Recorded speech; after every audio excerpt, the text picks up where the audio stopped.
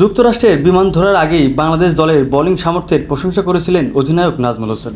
ব্যাটসম্যানরা 160-170 run করবেন আর বোলাররা সেই পুঁজি দিয়ে ম্যাচ জেতাবেন। বাংলাদেশ দলে টি-20 জয়ের ফর্মুলা এমন, তবে এই ফর্মুলার প্রথম শর্তটি পূরণ হচ্ছে না। জিম্বাবুয়ে সিরিজের মতো যুক্তরাষ্ট্রের বিপক্ষে 3 ম্যাচের সিরিজের প্রথম ম্যাচেও ব্যাটসম্যানরা ব্যর্থ হলেন। তাওহিদ হৃদয়ের অর্ধশতকে বাংলাদেশ টেনে টুনে 153 রান করলেও সে রান 5 উইকেটে ও 3 বল হাতে রেখেই টপকে গেছে যুক্তরাষ্ট্র। প্রথমবারের মতো বাংলাদেশকে হারিয়ে ইতিহাস গড়েছে দলটি। এমন হারের পর দলের ব্যাটিংয়ের দিকেই অধিনায়কের আঙুল তোলার কথা। নাজমুলও সেটিই করেছেন। ম্যাচ শেষে পুরস্কার বিতরণীতে তিনি বলেছেন, আমরা ভালো ব্যাটিং করিনি। আমরা প্রথম 2 ওভারে ভালো শুরু করেছিলাম, কিন্তু মাঝে উইকেট হারিয়েছি। আমরা আরও 20 রান বেশি করতে পারতাম, তাহলে ম্যাচটা অন্যরকম হতে পারত।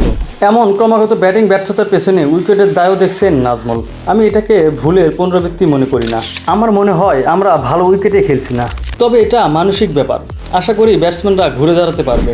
হারের আরেকটা কারণ হিসেবে পেসারদের ডেথ ওভারের বোলিংয়ের কথা উল্লেখ করেছেন নাজমুল হোসেন।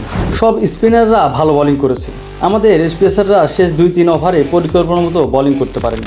আশা করি পরের ম্যাচ ওরা ভালো করবে। তো বন্ধুরা, ভিডিওটি নিয়ে কোনো মন্তব্য থাকলে অবশ্যই কমেন্টে জানাবেন এবং প্রতিনিয়ত ক্রিকেটের নতুন নতুন ভিডিও পাওয়ার জন্য আমাদের চ্যানেলটি অবশ্যই সাবস্ক্রাইব করবেন। ধন্যবাদ।